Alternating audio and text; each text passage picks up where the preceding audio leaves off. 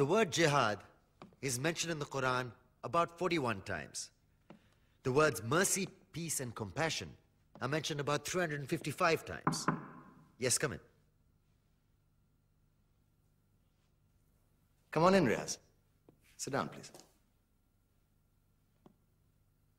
Contrary to popular belief in most Western cultures, Islam is a religion that preaches peace and tolerance. Yes, Patricia. If Islam truly is a religion that preaches peace, then how come the world's most troubled spots, the West Bank, Afghanistan, Pakistan, Iraq, they're all plagued with Islamic terrorism? Well, that depends on your definition of terrorism. Some might argue that the U.S. invasions of countries like Iraq and Afghanistan are also acts of terrorism. No, those were acts of war to get rid of despotic regimes. Or a means of getting at a country's oil. Conspiracy theories. Well, May I? Yes, please. Go ahead, Riaz.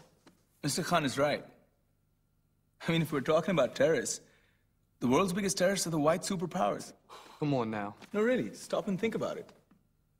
Explain 9/11. Okay.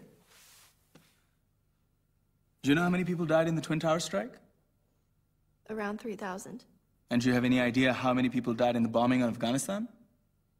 Take a wild guess. More than 15,000 people died. And that's just conservative figures. About 50,000 tons of explosives were dropped on innocent civilians. Men, women, children. Yeah, but that was because of the Taliban.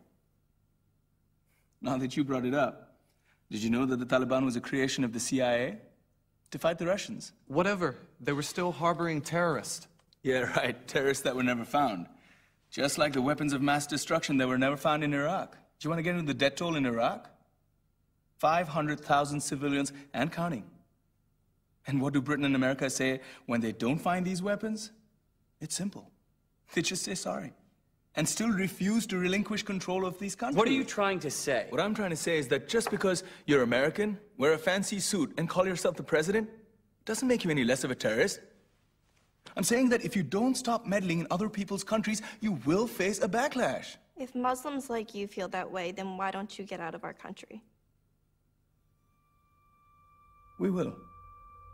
As soon as you promise to leave ours.